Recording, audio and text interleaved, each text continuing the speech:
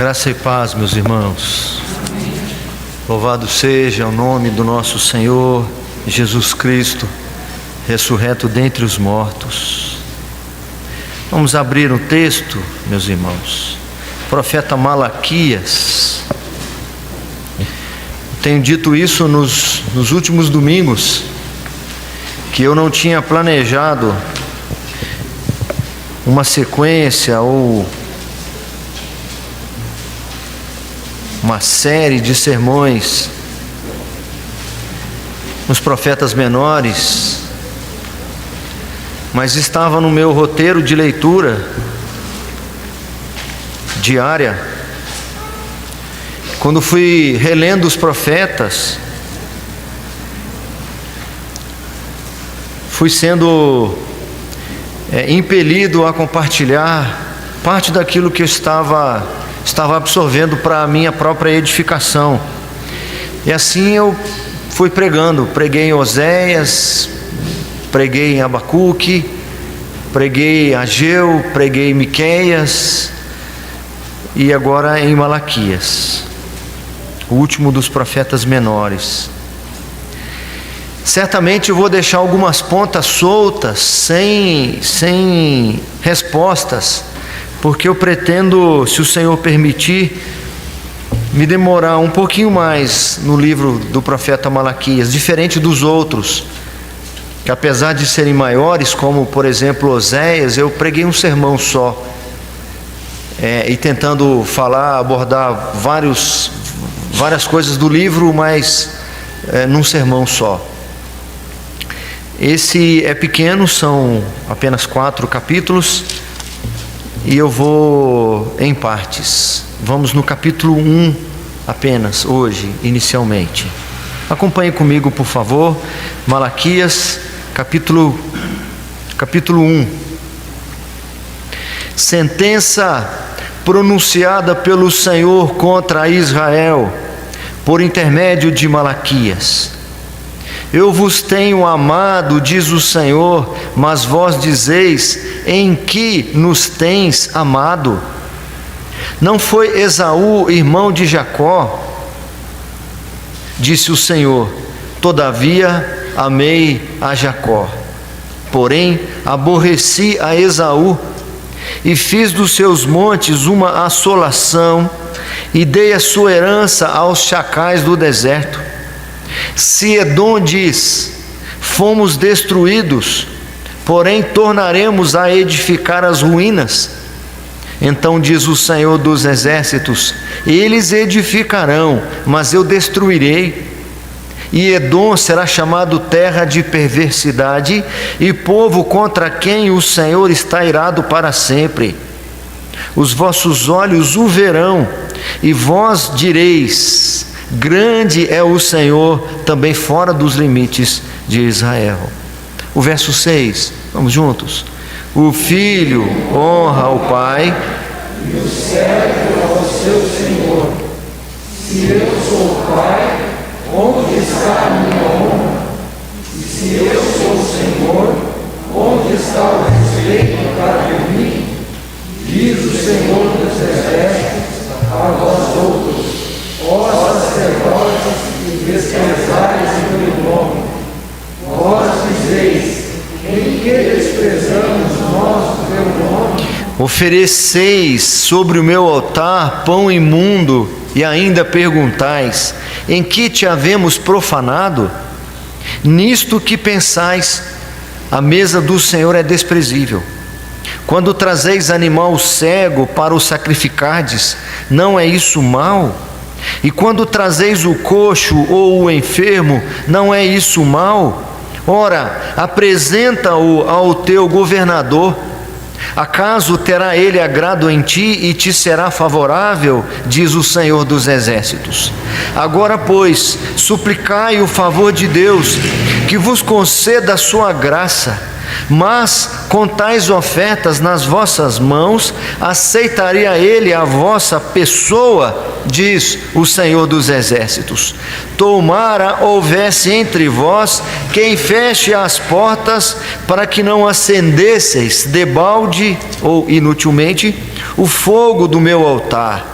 Eu não tenho prazer em vós, diz o Senhor dos Exércitos, nem aceitarei da vossa mão a oferta. O 11.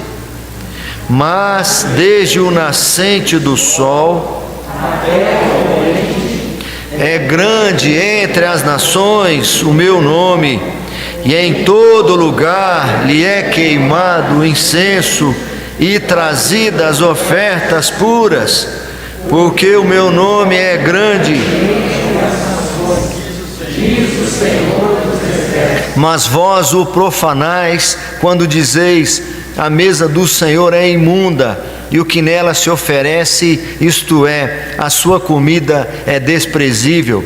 E dizeis ainda: que canseira! E me desprezais, diz o Senhor dos Exércitos. Vós ofereceis o dilacerado, o coxo e o enfermo, assim fazeis a oferta. Aceitaria eu isso da vossa mão, diz o Senhor? Pois maldito seja o enganador, que tendo um animal sadio no seu rebanho, promete e oferece ao Senhor um defeituoso. Porque eu sou o grande rei, diz o Senhor dos Exércitos, o meu nome é terrível entre as nações. Vamos orar mais uma vez. Senhor, santo é o teu nome, ó Pai. Engrandecemos e o adoramos na beleza da tua santidade. Reconhecemos que és Deus, és Senhor, e não há absolutamente nenhum outro além de ti. Tu és o alfa e o ômega, tu és o princípio e tu és o fim. A porta que tu abres ninguém fecha, e a que tu fechas ninguém abre. Aquilo que levantas ninguém derruba, e aquilo que deitas ninguém pode reedificar. Reconhecemos nossa pequenez, nossa mazela e nossa total dependência de ti, Senhor. Nossa alma tem sede de ti, sede do Deus vivo. Ouvimos o convite de nosso Senhor Jesus quando diz: quem tem sede, beba das fontes. Estamos aqui, Senhor, com as fontes abertas, a tua palavra. Fala ao teu povo, Senhor. Nós te imploramos, não porque merecemos ou porque precisamos muito. Nós te imploramos pelo sacrifício de Jesus na cruz, pelos méritos de Cristo, para a honra do Senhor, para a glória do Senhor. Não permita que a tua palavra retorne sem que cumpra o papel de nos educar na justiça, de nos exortar, de nos instruir, de nos edificar. É a oração que fazemos no nome precioso de Jesus. Amém. A maior parte dos profetas viveu e profetizou em dias de muitas efervescências, muitas mudanças, inquietações políticas, ameaças militares, problemas dos mais variados que afligiam o povo. Oséias, que profetizou antes do cativeiro, ele, por exemplo, denuncia a infidelidade do povo que abandonava o relacionamento com o Senhor, a fé no Deus verdadeiro, e iam atrás de falsos deuses, adoravam os Baalins, as imagens de escultura, assim como a esposa de Oséias, que lhe era infiel, deixando o seu leito conjugal para deitar-se, para prostituir-se com outros homens. Assim também era o povo de Deus em relação ao seu Senhor. O profeta Ageu, que profetiza depois do cativeiro, que não tem os mesmos problemas que Oséias, porque Oséias foi aquele profeta derradeiro que profetiza às vésperas do cativeiro. e ele denuncia os males que causaram a condenação. Vocês estão indo para o cativeiro, vocês irão para o cativeiro por estas razões. Ageu profetiza quando eles já retornam do cativeiro, e aqueles males já foram tratados, mas surgiram outros. Eles agora não idolatram outros deuses, eles não têm imagens de escultura, mas qual é o problema? Eles não priorizam o Senhor nem as coisas do Senhor. Nós lembramos que o profeta registra o Senhor falando: acaso é justo a minha casa permanecer em ruínas, enquanto a casa de vocês está apaineladas? Malaquias, por outro lado, diferente dos demais profetas, Malaquias e os seus contemporâneos, o povo de Judá, eles viveram em um período de espera, em que aparentemente nada acontecia. Aparentemente Deus havia se esquecido deles. Zorobabel e Josué, filho de Num, líderes de outrora, de alguns anos antes, durante Ageu, por exemplo, estavam mortos. Eram aqueles que eram instrumentos para despertar o povo. O templo que estava em ruínas nos dias de Ageu, agora já está reconstruído, restaurado. Missão cumprida. Os muros também reconstruídos. As cerimônias culticas que há mais de 70 anos estavam impedidas de serem celebradas, os cânticos de Sião, as ofertas pacíficas, os sacrifícios, já foram restabelecidos. Mas apesar disso, nada de extraordinário estava acontecendo. Nada que indicasse que a presença de Deus tinha enchido o templo, tinha preenchido corações. A aparente falta de problemas lhes deu um certo vazio, uma certa apatia. Eles estão agora se relacionando com o Senhor. Eu acho que eu usei essa expressão antes. Estavam meio que no piloto automático. Porque é muito diferente quando Ezequias, por exemplo, o rei de outrora, recebe a ameaça de Senaqueribe, dizendo: assim como nós fizemos com as outras nações, nós faremos com vocês. O pavor tomou conta do rei e do povo. Eles então se prostraram, foram buscar o Senhor. Mas agora não tem Senaqueribe, não tem grandes ameaças militares, não há grandes riscos nem grandes problemas. Eles tinham a esperança de que a promessa de Ezequiel se cumprisse. Ezequiel, que profetiza lá no cativeiro, ele tem a visão de que o segundo templo, que ainda seria reconstruído ou restaurado, a sua glória seria maior do que a do primeiro templo. Pois então eles reconstruíram o templo, restauraram as cerimônias, reinstituíram os sacerdotes e o culto ao Senhor. E cadê a glória? Cadê os milagres? Nada semelhante ao que acontecera nos dias de Elias e de Eliseu. É só rotina. Eu não sei quantos já assistiram um filme de julgamento. Eu já mencionei isso quando preguei em Miqueias. Uma cena muito comum no tribunal é aquela reverência que é dada ao juiz. Quando ele entra, o meirinho, todos de pé, todo mundo tem que ficar de pé. E quando ele sai, também. Todos têm que se colocar de pé. Só podem falar quando autorizados pelo juiz. E assim por diante. Tudo isso por causa da autoridade que ele está investido. Nós vimos lá em Miqueias o julgamento acontecendo. Eu fui lendo com vocês naquela ocasião e fui falando das cenas. Agora é Deus falando, agora é a acusação, agora é a defesa, um representante do povo apresentando a sua defesa. certo? Aqui é diferente. Lá está acontecendo o julgamento, aqui ele já aconteceu. O que vai ser proferido agora é a sentença. Já acabou o julgamento. É um momento de maior apreensão para todas as partes. Para os que acusam, para os que defendem, para os que estão assistindo.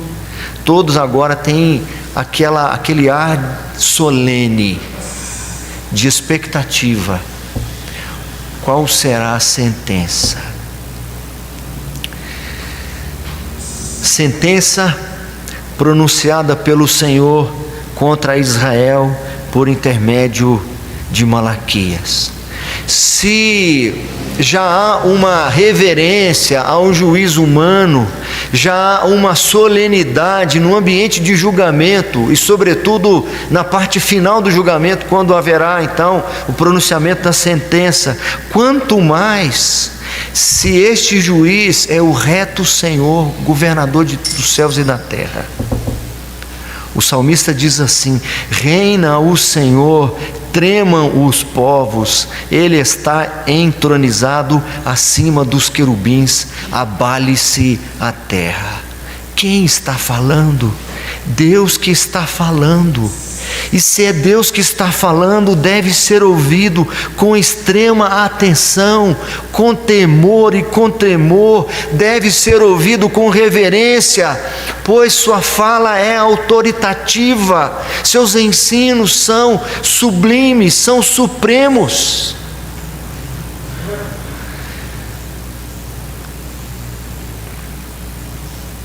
A quem ele está falando? O texto diz que a sua sentença é dirigida a Israel. Israel aqui se refere não à etnia, porque Israel, o reino do norte, cuja capital era Samaria, já havia tombado nas mãos dos assírios. Não existe mais esse reino do norte. Ele está falando aqui para Judá e para Jerusalém, o reino do sul, mas é mais do que Judá e Jerusalém. É por isso que nesse versículo 1, o profeta não especifica Judá e Jerusalém, apesar de estar falando para o reino do sul. É porque o Senhor está falando para o seu povo, Israel de Deus, o Israel de Deus. O Israel de Deus do Antigo Testamento, ou a igreja do Senhor do Antigo Testamento. Essa fala é para o povo de Deus nos dias de Malaquias e em todos os demais dias. Essa sentença é para mim e é para você. Através de quem ele fala? Sentença pronunciada pelo Senhor contra Israel por intermédio de Malaquias. É o profeta Malaquias que tem esta missão, esta responsabilidade de transmitir uma palavra dura e antipática de que Deus vai sentenciar o seu povo. Tem um comentarista que diz que Malaquias apresenta em seu livro um referencial para os tempos de dúvida e decepção. É um livro que é referência para todos os momentos, para todos os tempos em que se experimenta dúvida e decepção. Quando o povo que professa sua fé no Senhor é tentado a abandoná-lo. O ministério do profeta é o de acender a chama da fé em um povo de coração endurecido, lembrando a esse povo do amor de Deus, conforme nós vemos no texto. Inclusive o título do capítulo 1 dessa primeira parte diz o amor do Senhor por Jacó. Além de lembrar o povo em relação ao amor de Deus, ele também tem um propósito de estabelecer a continuidade das obrigações da aliança daqueles que temem a Deus. Acertar, consertar como deve ser o relacionamento deles com Deus. Nosso tema, quem está lá no grupo da transmissão, eu troquei ontem, né? Você estava até comigo na hora, você tem aí, né? O tema, causas da condenação de Deus a seu povo.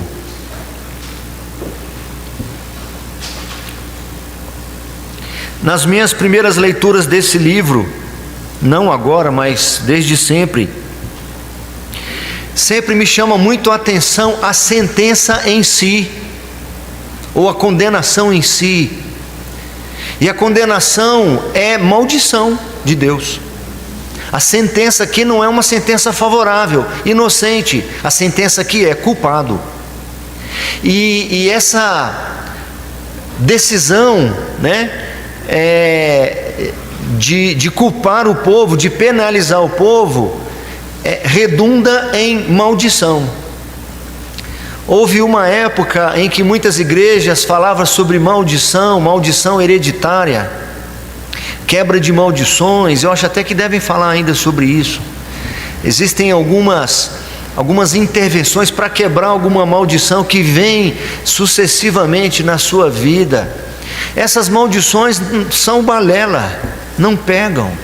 Eu vou dizer qual maldição que pega. Essa aqui. Quando o próprio Deus diz assim, por exemplo, aí no verso 14: pois maldito seja o enganador. É preocupante. Mas apesar de me chamar a atenção as sentenças do Senhor em si, eu fiz um exercício diferente desta vez. O Senhor foi me mostrando umas frases, umas falas do povo muito interessantes, e essas falas do povo eram sempre em resposta ao Senhor. Me chamou a atenção quando, por exemplo, aí no versículo 2, o Senhor diz assim: eu vos tenho amado, diz o Senhor, mas vós dizeis, em que nos tens amado? E assim nós encontramos no livro várias vezes. É uma resposta meio cínica, para não dizer ignorante. Eu acho que é uma resposta meio irônica, é uma resposta insensata. Então eu me detive nessas frases, e ao invés de dar ênfase à sentença em si, eu me dediquei a descobrir quais as causas para essa sentença. Por que Deus chegou a sentenciar o povo daquela maneira? E a primeira razão para mim, que me saltou aos olhos, é justamente a insensibilidade do povo. Povo insensível.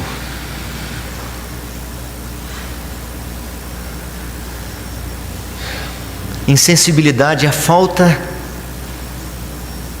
é a perda da capacidade de sentir. Você fica muito tempo sentado, para de circular o sangue na perna e você não sente a perna direito.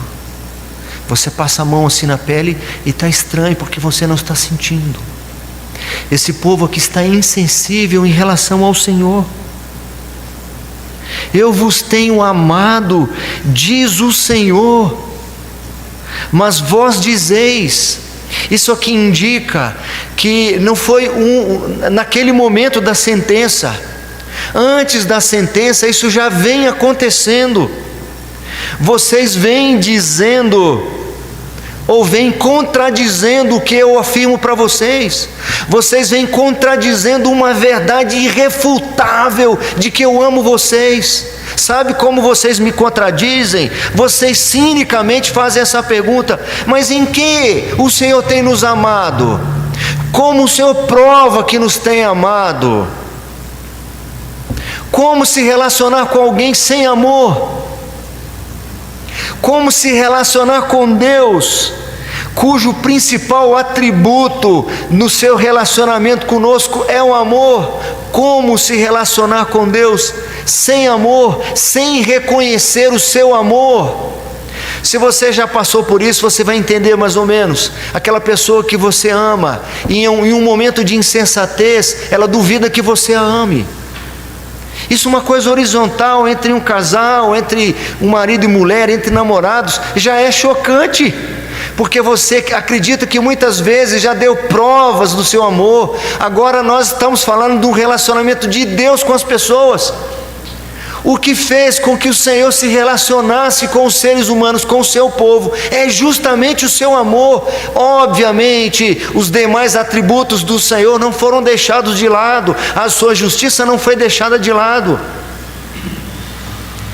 A sua ira não foi deixada de lado, a sua soberania não foi deixada de lado. Mas o Senhor, a Bíblia revela que o Senhor se revela. Desculpa. A Bíblia revela que Deus se relaciona principalmente por causa do seu amor. É o que o profeta está registrando para nós nos versículos seguintes. Deus aqui desenrola através do profeta exemplos claros, evidentes, provados na história da vida deles, o seu amor. E vocês dizem: em que eu tenho amado vocês? No verso 2 ainda, vamos ler juntos o verso 2, por favor? Quem tem aberto aí? Eu vos tenho amado, diz o Senhor, mas vós dizeis: em que vos foi amado?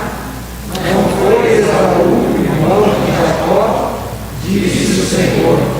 Todavia amei a Jacó. E ele continua: porém aborrecer Esaú. Ou seja, qual a distinção entre Jacó e Esaú? Nenhuma. Quem era melhor do que o outro? Nenhum. Qual dos dois possuía mais habilidades? Nenhum. Qual merecia ser escolhido? Nenhum. Mas eu escolhi o avô de vocês. Sabe por quê? Por amor. Sabe por que vocês hoje falam comigo? Sabe por que hoje vocês têm a minha palavra? Sabe por que hoje vocês ouviram falar sobre salvação, sobre vida eterna, sobre livramento? Porque eu escolhi vocês, e eu o fiz por causa do amor. Nós vamos encontrar no Antigo Testamento de forma explícita e outras vezes de forma implícita. Muitas vezes Deus revelando o seu amor para o seu povo, dizendo que o povo não merecia, que o povo não tinha diferencial com nenhum outro povo. Eu não escolhi vocês porque vocês eram um povo mais numeroso do que os outros, porque na realidade vocês nem eram um povo. O próprio fato de vocês serem meu povo é a demonstração que eu os amo. E vocês estão perguntando: em que o Senhor tem nos amado? Talvez porque eu não respondi a algumas das questões de vocês. Talvez eu tenha dito não para alguns dos pedidos de vocês, e vocês estão aí agora fazendo alguma pressão para que eu prove o amor para com vocês, dando tudo o que vocês querem. Ora, eu não preciso provar mais que eu amo vocês, mais do que eu já provei até agora. Pela manhã eu fiz um comentário e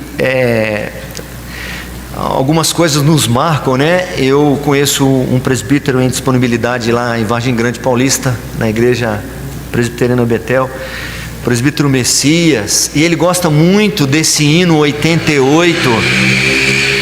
E a letra desse hino retrata um ensino bíblico. E diz assim a letra: eu fico com vontade de cantar, irmão. Eu queria ter a voz do presbítero Salmeirão, porque eu ia aproveitar, ou como falecido reverendo Alberto Canelhas, George Alberto Canelhas, que tinha uma voz, então de vez em quando fazia uns solos, e agora seria uma oportunidade para eu cantar. Amavas-me, Senhor, ainda cintilante, não irrompera a luz ao mando o Criador, nem a luz ainda fora ordenada a existir, e nem o ardente sol rompeu pela primeira vez no levante, nem a terra foi trazida, e ao mar a força fecundante. Antes destas coisas, amavas-me, Senhor. E o letrista encerra essa estrofe dizendo: meu Deus, que amor! É uma exclamação. Mas não foi suficiente para ele reconhecer esse amor do Senhor, dizendo: meu Deus, que amor. Ele então repete esta frase dizendo: meu Deus, que eterno amor. Nós temos no Novo Testamento ainda mais evidências, mais provas desse amor de Deus para conosco. Um amor que se concretizou de maneira extraordinária. Porque Deus amou ao mundo de tal maneira que deu o seu Filho unigênito para todo aquele que nele crê não pereça, mas tenha a vida eterna.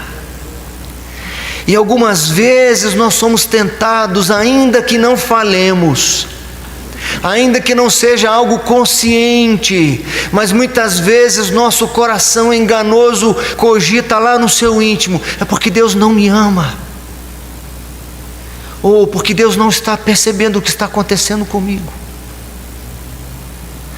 ou ainda porque Deus não se importa comigo. Paulo aos Romanos diz assim: mas Deus prova o seu próprio amor para conosco pelo fato de ter Cristo morrido por nós, sendo nós ainda pecadores.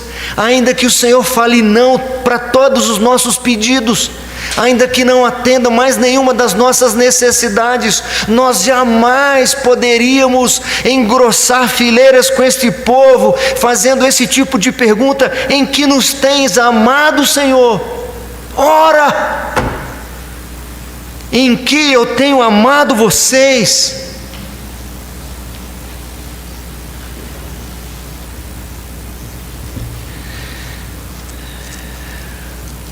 Eu me lembro o dia que eu aprendi a cantar esse hino. Eu aprendi como é que se canta, né? Eu não aprendi a cantar, eu aprendi como que se canta. Que se eu tivesse aprendido a cantar, eu ia arriscar a cantar aqui agora. Mas eu aprendi como canta, mas não aprendi a cantar um hino 80. Abre aí se você tem.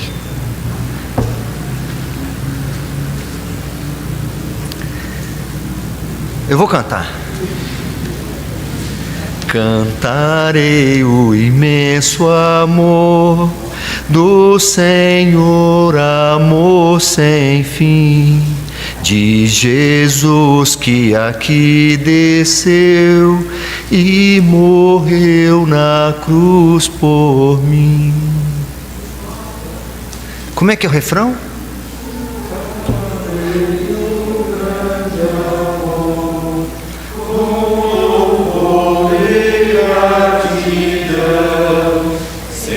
Servirei a meu Jesus, que na cruz me deu perdão. Eu não sei como dizer isso. Ou nós mentimos quando cantamos este hino, ou nós somos insensíveis ao amor de Deus por nós, porque de alguma forma nós nos demonstramos muitas vezes insensíveis diante do amor do Senhor. O apóstolo Paulo, quando descobre sobre esse amor, quando é impactado por esse amor, ele diz: o amor de Cristo me constrange. Ele se sentia constrangido por causa do amor que o Senhor lhe dera em Cristo Jesus. Ele disse não para muitas vezes impedir que eu sofresse. Ele disse não muitas vezes quando eu pedi que afastasse aquele espinho na carne de mim. Para que não me ensoberbecesse, foi-me posto um espinho na carne, mensageiro de Satanás, para que me esbofeteasse. Por causa disso, 3 vezes pedi ao Senhor que afastasse de mim, e Ele disse: a minha graça te basta, porque o poder se aperfeiçoa na fraqueza. Ele disse não para o apóstolo Paulo, mas o apóstolo Paulo não saiu dali reclamando, dizendo que o Senhor não lhe expressou amor naquele momento. Não se sentiu abandonado porque o Senhor disse não para ele, porque o Senhor permitiu que permanecesse o sofrimento, deixou que o espinho na carne continuasse a incomodá-lo, a atormentá-lo, a afligi-lo. Nem por conta disso, nem por conta do apedrejamento, nem as prisões, nem as fustigadas com varas, nem os abandonos da própria igreja fez com que o apóstolo Paulo titubeasse e questionasse se Deus o amava. Nunca o Senhor será impedido de nos amar, meus irmãos. O próprio apóstolo Paulo, escrevendo aos Romanos, ele faz aquela pergunta retórica, ele não quer respostas. Quem nos separará do amor de Deus que está em Cristo Jesus, o nosso Senhor? Nada nem ninguém pode nos separar do amor de Deus que está em Cristo Jesus. Nem mesmo a morte nem a vida, meus irmãos, pode nos separar. E por que o povo de Deus algumas vezes se comporta de maneira tão insensível ao seu Criador e ao seu Senhor, ao seu Redentor? Porque dizes, ó Jacó, e falas, ó Israel, o meu caminho está encoberto ao Senhor, como que se o Senhor não pudesse ver o que está acontecendo, como se o Senhor não amasse vocês profundamente, mais do que uma mãe que ainda amamenta os filhos. Porque ainda que uma mãe que amamenta o seu filho se esquecesse do seu filho, que é uma coisa quase impossível, de sã consciência, eu jamais me esquecerei de vocês. Essa é a primeira razão porque esse povo está sendo amaldiçoado. Com maldição sois amaldiçoados. Sabe por quê? Porque são insensíveis. Olha o que eu faço por vocês. Vocês olham e dizem assim: Senhor, só pode fazer mais um pouquinho para ir então, dessa vez então eu vou reconhecer. O verso 5 começa assim: os vossos olhos o verão.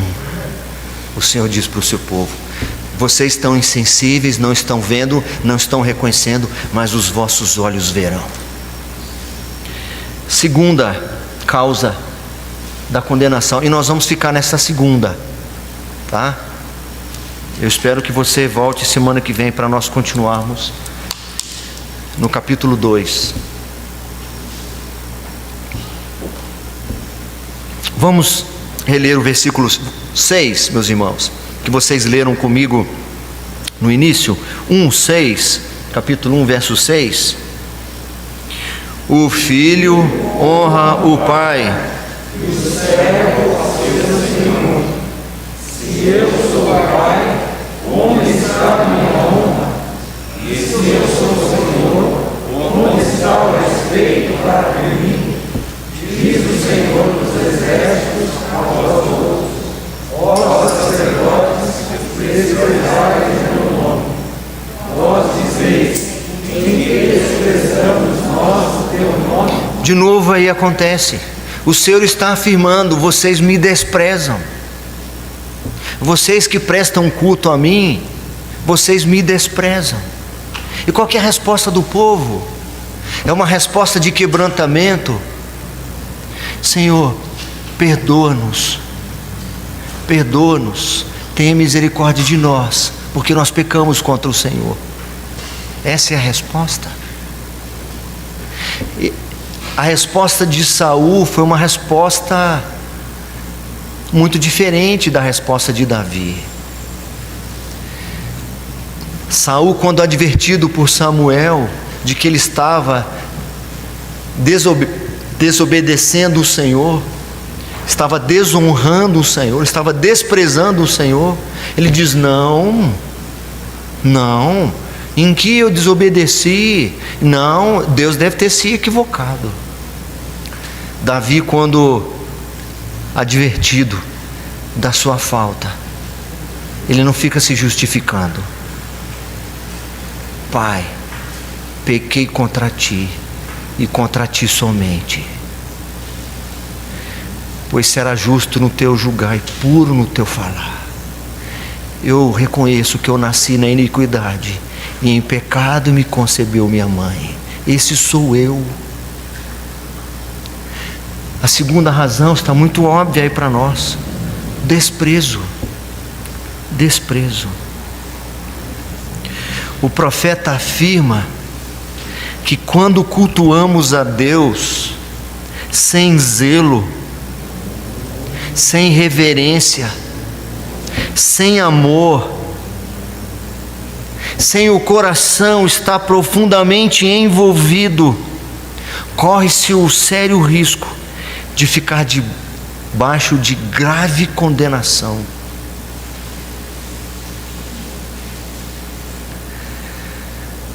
Eu fui da igreja romana alguns anos da minha vida, e existia E existe uma cerimônia chamada missa de corpo presente. Nós fazemos cerimônia fúnebre, é o nome que nós damos, e o nome que eles dão é missa de corpo presente. Está ali, né, um caixão, está ali uma pessoa sendo velada, mas a pessoa não está ali. Ela está ali, mas ela não está ali. Ela está, mas não está. Muitas vezes nós, muito pior do que esse cadáver, que está o cadáver, mas a pessoa não, enfim, nós muitas vezes piores do que isso, cultuamos de corpo presente. A ideia aqui é um desprezo pelo Senhor que se reflete no enfado em estar em sua presença, em canseira é estar em sua presença. O verso 12 diz assim: mas vós o profanais quando dizeis a mesa dos... o 13, e dizeis ainda, que canseira. Está no culto, está ali na presença do Senhor, em culto solene, reverente ao Senhor, mas pensando em outras coisas, ocupado com outras coisas. O meu corpo está presente, mas o meu coração não está. O que acontece aqui com esse povo é um povo que está aparentemente próximo do Senhor, mas cujo coração está distante, sem vida, sem prazer nas coisas do Senhor, sem desejo de estar com o Senhor, coração frio, alma apagada. É como tentar comer alguma coisa sem sentir paladar. Você fica, aquilo vai para o lado e para o outro da boca, e você não sabe o que fazer com aquilo. Sem paixão, sem gozo pela presença do Senhor, sem sentir a doce presença do Senhor. No Antigo Testamento era parte do culto o sacrifício de animais.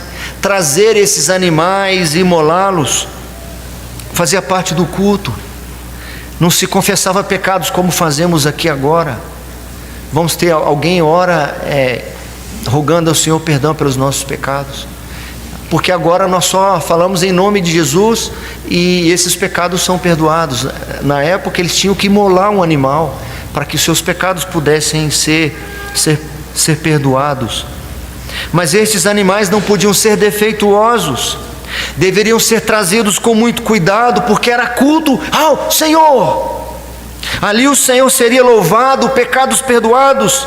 Era o pecador se apresentando diante do Senhor dos exércitos. Fazer isso sem observar os critérios era desprezar o Senhor. A condenação seria uma maldição para aqueles que com desmazelo, com inverdade, por pura obrigação, falta de amor, se apresentavam diante de Deus. Maldito que podia trazer coisa pura e trazia imunda. Maldito que se aproximava do Eterno como se fosse qualquer um. O que sobra, o que der para fazer, tudo é mais importante do que o Senhor.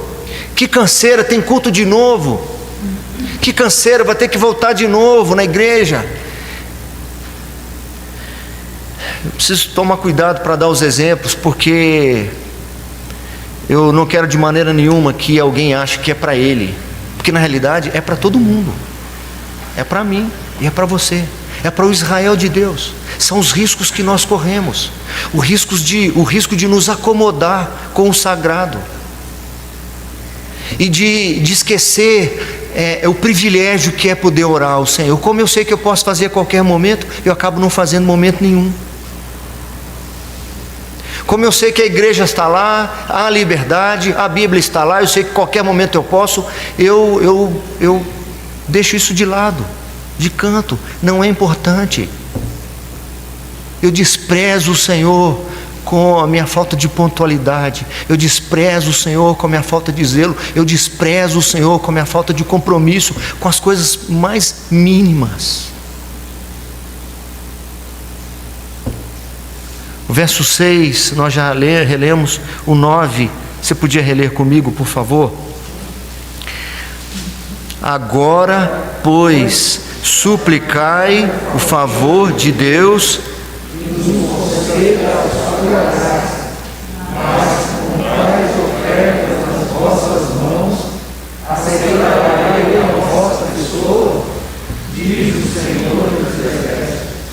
o Senhor não é honrado, e o que é oferecido não é aceito, porque o Senhor rejeita a pessoa,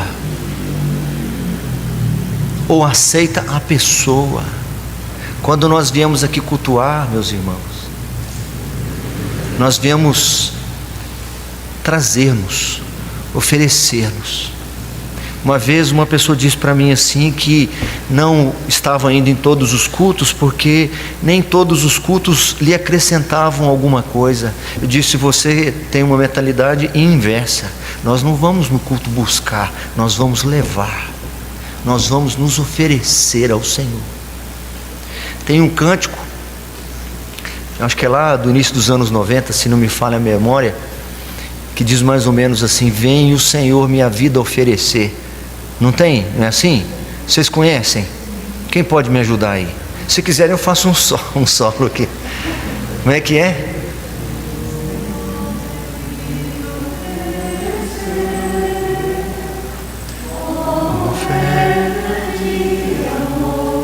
E sacrifício,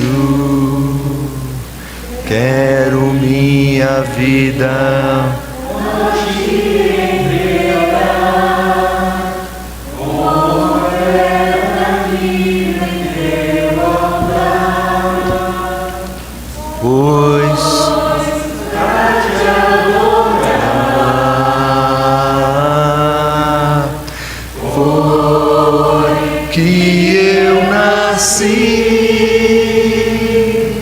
cumpre em mim o teu querer, faça que sai teu coração. E que a cada dia, não é?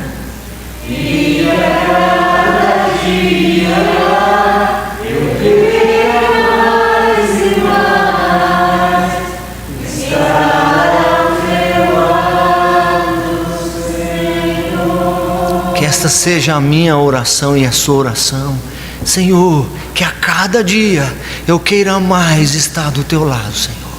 Que a tua presença não seja desprezível, não seja algo de pequena importância, que a cada dia, a cada instante, meu coração seja reacendido e nele seja, ó Deus, despertado um interesse crescente pela tua pessoa, pela tua presença, pela tua palavra. Aqueça o meu coração com a tua palavra, que é viva, que é eficaz. Penetre profundamente no meu ser, Senhor, a tua palavra viva, Senhor. Restaura a nossa sorte como as torrentes do Negueb, Senhor, que aquele lugar seco e árido, quando recebiam as chuvas torrenciais do Senhor, virava um jardim florido. Faça com que esse coração endurecido, empedrado, esse coração desértico, seja um jardim florido, que a tua presença me seja aprazível, agradável, seja as delícias da minha vida e a tua presença, Senhor, e a tua companhia, ó Deus. Quando não é assim, meus irmãos, o que fazemos é mecânico, é no piloto automático.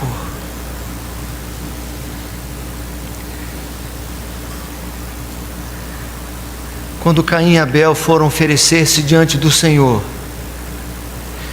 Abel foi aceito porque ele levou em conta os preceitos do Senhor. Ele demonstrou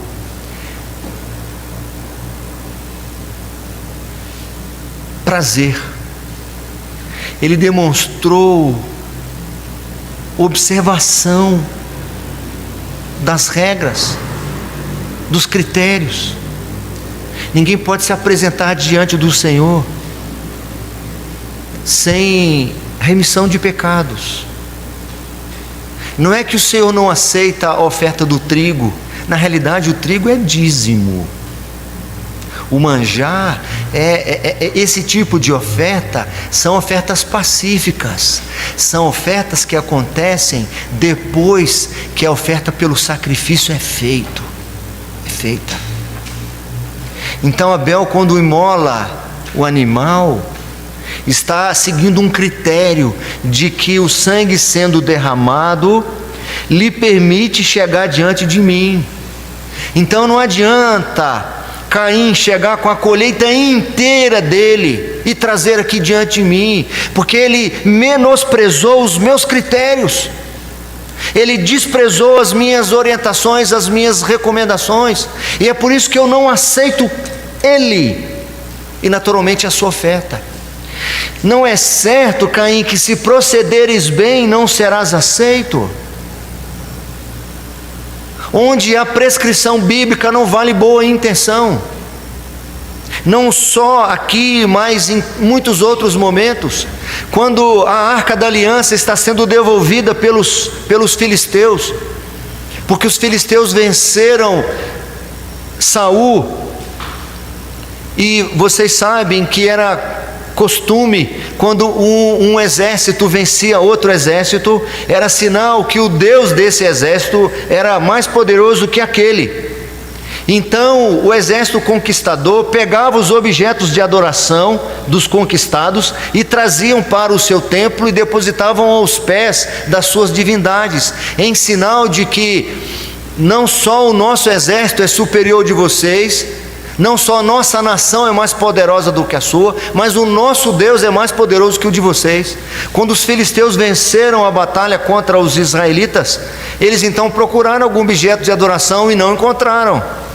Encontraram a arca da aliança, que era o objeto dito como sagrado. Então levaram a arca da aliança para o templo de Dagon e colocaram aos pés da imagem de Dagon, em sinal de subserviência de Deus, do Deus dos hebreus, em relação a Dagon. No outro dia, os sacerdotes viram que a imagem de Dagon estava prostrada diante da arca. Eles levantaram a imagem. No outro dia, a imagem estava prostrada de novo, com a cabeça e os membros cortados. E os homens começaram a adoecer, uma praga aconteceu e alcançou aquelas pessoas. Eles perceberam que era o Deus dos israelitas. Então começaram a devolver a arca, e cada cidade que a arca passava, a mão do Senhor pesava sobre a população. Em Kiriat Jearim, 70 homens morreram só porque olharam para dentro da arca. Davi é avisado que a arca está sendo devolvida. Ele prepara uma banda, um coral de ponta, 40 mil pessoas com vestes festivas, e vamos cultuar ao Senhor. Fizeram uma carruagem nova que nunca transportou nada, para transportar a arca. Escalaram 2 sacerdotes, Uzá e Aiô, para que pudessem conduzir a arca. De repente, no meio da alegria e da celebração, daquela multidão de gente celebrando um culto, animado ao Senhor, devia até ter coreografia. Quando de repente a carruagem passa num lugar em falso e a arca está por cair, um dos sacerdotes segura a arca para que ela não caísse, e a Bíblia diz que ele foi fulminado no mesmo momento, instantaneamente. Davi tinha boa intenção, a orquestra, o coral, boa intenção, aquela multidão de gente, boa intenção, fizeram um carro novo. O sacerdote tinha boa intenção, mas onde há prescrição bíblica não vale boa intenção. O Senhor estabeleceu o critério de que a arca tinha que ser conduzida pelos varais, a pé. Colocaram em cima da carroça.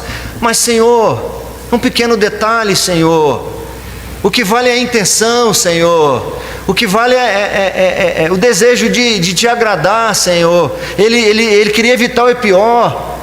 Ele não queria que a arca caísse no chão, Senhor. Não é que era para cair no chão, não era nem para ela estar aí em cima. Nós podemos muitas vezes fazer isso uns com os outros e sermos reconhecidos e valorizados. Olha, eu não sei se te serve, mas eu trouxe para você aqui uma lembrancinha. Fui em Minas Gerais e trouxe essa camisa, escrito: fui em Minas Gerais, lembrei de você. e traz a camisa, a pessoa gosta, só que a pessoa usa XXGG e a camisa é P. Aí a pessoa que recebeu pensa assim: será que é para colocar numa moldura? Que é para colocar num quadro, porque não vai me servir. Mas a pessoa não fica ofendida, via de regra. Sabe por quê? Porque o outro foi lá em Minas e lembrou dele. Com o Senhor não vale qualquer coisa. Com o Senhor não vale a boa intenção, aonde há prescrição. No verso 12, a gente está caminhando para um encerramento mesmo. No verso 12, vemos que este culto é apresentado com total falta de entusiasmo pela pessoa de Deus. Mas vós o profanais quando dizeis: a mesa do Senhor é imunda e o que nela se oferece, isto é, a sua comida é desprezível. As consequências são vistas aí no verso 14. Pois maldito seja o enganador que, tendo um animal sadio no seu rebanho, promete e oferece ao Senhor um defeituoso. Porque eu sou o grande rei, diz o Senhor dos exércitos, meu nome é terrível entre as nações. Não ofereça para mim essa migalha do seu tempo, não ofereça para mim essa migalha do seu esforço e do seu empenho. Ou faça direito, ou não faça, porque você perde quando não faz, e você só ganha quando faz. Deus é glorioso Senhor, adorado entre os povos, adorado entre os seres celestiais. E o Senhor privilegiou o seu povo, deu ao seu povo acesso para que pudesse adorá-lo. Deus abençoou o seu povo de maneira tão especial, que deu ao seu povo a possibilidade de encontrarem o sentido maior para a sua existência. Qual é o fim? Qual é a finalidade principal do homem? É glorificar a Deus e gozá-lo para sempre, usufruir da sua companhia para sempre. Esse é o privilégio que eu dei para vocês. Mas saibam,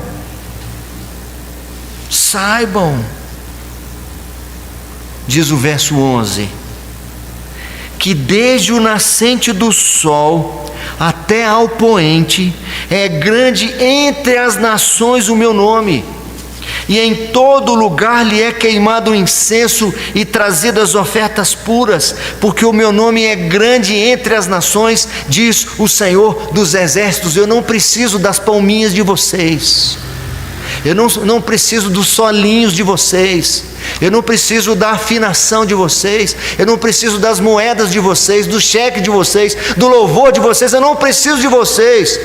Vocês, por outro lado, encontrarão razão para viver fazendo isso em espírito e em verdade. Em espírito significa de coração.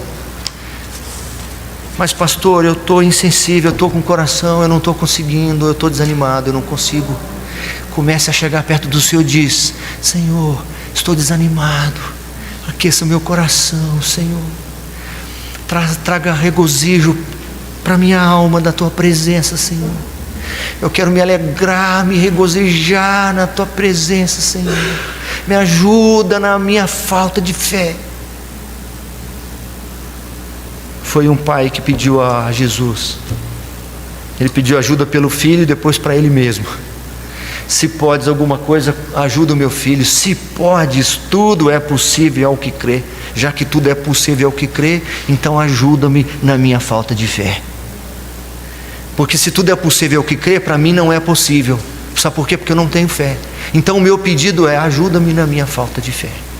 Se é bênção amar o Senhor, e eu não estou tendo essa bênção, então me ajuda, Senhor. Me ajuda a amar o Senhor para que eu seja abençoado.